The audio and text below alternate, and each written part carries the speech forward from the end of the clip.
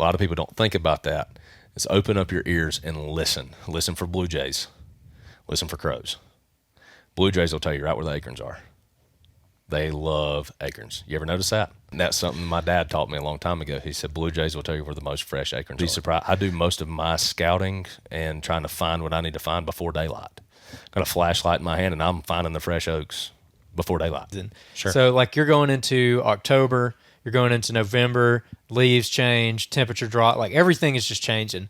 Does your approach change at all, or are you still doing that exact same thing? Do the exact same thing. So you're still looking for hot oaks with sign around them, essentially? Mm-hmm. Yep, absolutely, because you have that from when the first acorn hits or the apples or whatever. I mean, I love hunting apple trees. That's a big buck recipe, bunch of apple trees.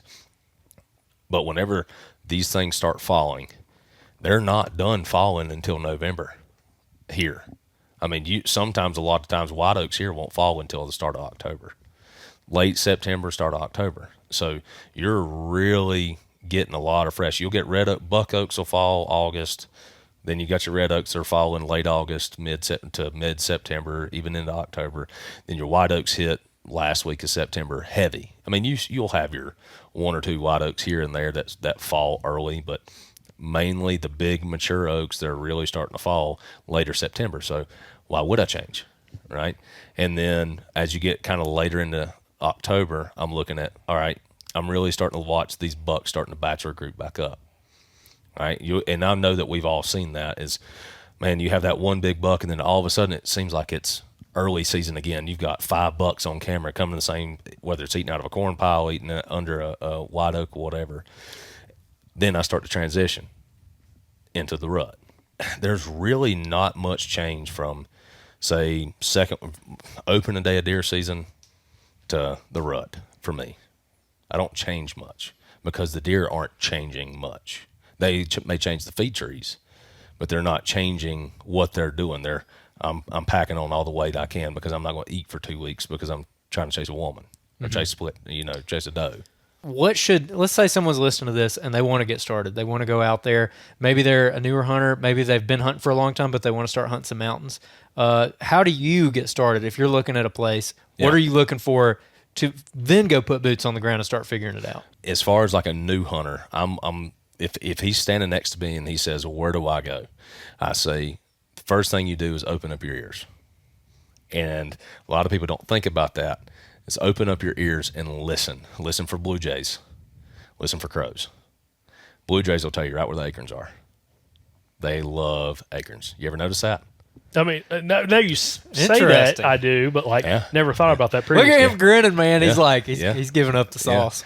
Yeah. So listen, and that's something my dad taught me a long time ago. He said blue jays will tell you where the most fresh acorns are. So they're the one, because they don't like them when they're green. They like them when they're brown. I mean, they'll eat them now, but listen for blue jays. Listen for crows. Crows will tell you where the acorns are. They'll eat them as well. Not as prevalent as what a blue jay does. So I'm sitting there and I'm listening. And I say, okay, because what can the deer hear? They can hear those blue jays too. So if your main focus is food, like mine is, I'm listening for that. Okay, I go right there to right where I think the blue jays are doing their thing. And I'm going to tell them, like, hey, go listen. If you don't hear anything, just kind of take off walking, go to what you think looks pretty. It's not usually ever the answer, what looks pretty, but go to where you think looks like there should be deer here. Start putting your head down, start looking for sign. Look for trails, look for so many different, there's so many, like us as deer hunters, we know kind of, it's just boom, boom, boom. And it's literally only a 1 second thing. Here, there, well, there's no sign here. Just keep pushing a little bit farther, grab your maps out. Well, there's nothing that looks pretty right here. Well, there's a saddle here. Or there's a steep drop off, and then those lines get a little bit farther apart. So maybe there's a bench there. Go there, because that's a lot of times where the deer are going to want to be. That's kind of the way, if I'm going to tell anybody to get started, always listen first. Find them with your ears. I like it. Also, too, I thought, that's not where I thought you were going to go. I thought you were going to say, listen, and you can hear the actual acorns dropping out of the tree.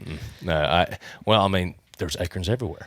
Well, so here's the other thing, by the way. You said buck oak. Yeah. I don't know what a buck oak is. Water oak, buck oak. So I just looked it up. It looks like a mountain chestnut. I actually just looked They it are up. huge acorns. It's a mountain chestnut. Okay. Is what we Okay. call All it. right. All right. So this is what I was going to ask. Yeah. About that specifically. We call them mountain oaks. Yeah. It's a mountain chestnut oak is like the name of it, whatever.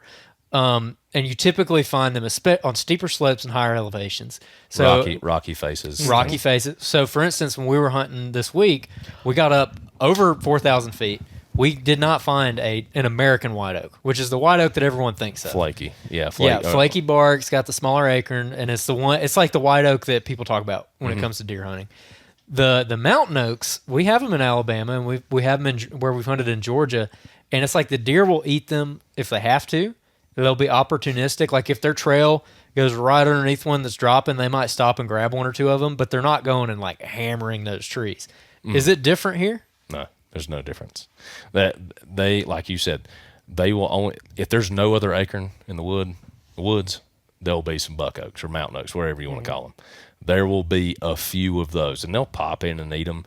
But I mean, if you're hunting public, yeah, I mean that's the only thing that you have. Sure, I think obviously we know that the white oak is that's the mecca. That's what you want to find. Red oak's next, and then buck oak I think is even farther down. They'll eat browse before they'll eat buck oaks, or mountain oaks. And when you get so high in elevation, that's really all you're going to find is those mountain oaks, buck oaks. You're not going. I mean, you'll find some red oaks, things like that, but yeah. So up high, are you still keying in on that then? I'm not going that high where the acorns are falling right yet. Where if there is 0 acorns but there's 1 buck oak, I'm not even going to focus on it. I'm not going up there to say, all right, well those 2 acorn trees are falling. I'm going to go to like where there's browse. I'm going to go to where maybe there's trails, some crossings, things like that, because it's not a preferred food source for them.